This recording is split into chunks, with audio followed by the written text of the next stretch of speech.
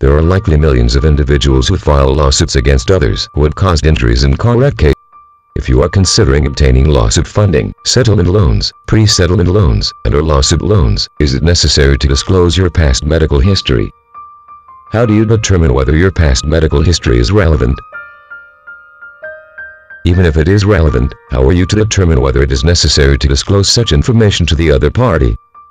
Just recently, I was called upon to testify as an expert witness in a case involving injuries a plaintiff sustained in a car wreck case. The car wreck resulted in substantial property damage. The medical expenses were certainly reasonable. The time frame during which care was administered was reasonable. There was no dispute regarding injuries the plaintiff may have sustained. However, the plaintiff did fail to disclose a relevant past medical history. This is a situation that the defense attorney wasted no time in exploiting to the jurors in an attempt to portray the plaintiff as an individual on whom they could not rely with respect to her previous testimony. Plaintiffs should not lose sight of the fact that when lawsuits are filed, the individual's honesty and integrity are likely to play a very significant role. While it is true that most litigation is likely to become combative at times, it is certainly essential that plaintiffs are wary of creating unnecessary pitfalls. Attorneys are very unlikely to be willing to take the case to trial if the plaintiff appears unrealistic with respect to either their testimony or expectations regarding a potential settlement.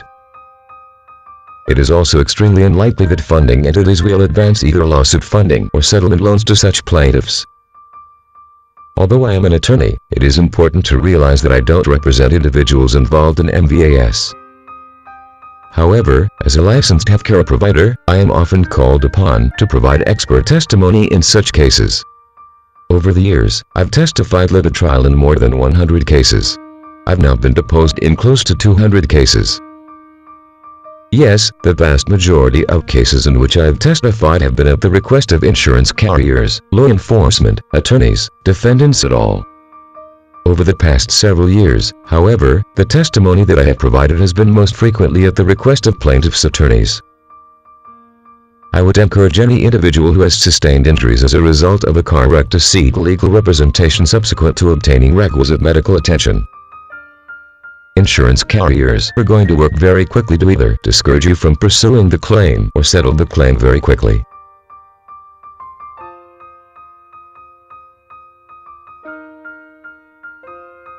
Unfortunately, many plaintiffs will hold the defendant harmless, that is, release the defendant from liability prematurely, precluding the possibility of the plaintiff from obtaining requisite medical attention. In some cases, plaintiffs may require lifelong care as a result of injuries sustained in MVAS. If the plaintiff releases the defendant from harm that is caused by the MVA, the plaintiff doesn't have an opportunity to go back and get more funding/assistance. Furthermore, it is important to realize that the claim is forever settled between the plaintiff and defendant. It is often very difficult to make a determination as to whether legal representation is required following a car wreck. It is also often difficult to determine what, if any, past medical history should be disclosed. Customarily, the past medical history is relevant if conditions arising out of the past medical history impact, in any manner, the course of recovery for injuries sustained in the incident at issue. However, these decisions are customarily made much more easily upon consultation with competent legal counsel.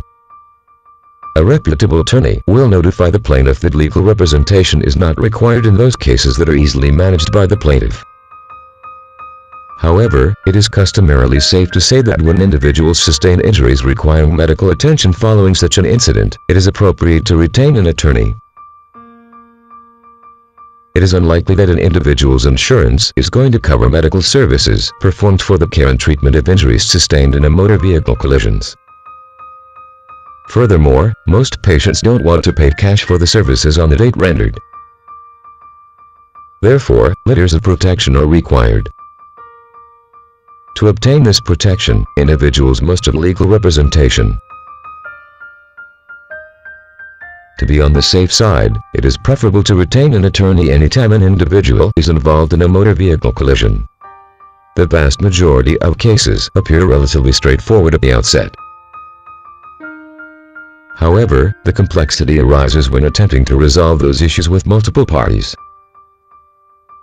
Furthermore, it is quite evident that individuals who do have legal representation settle their claims at substantially higher levels.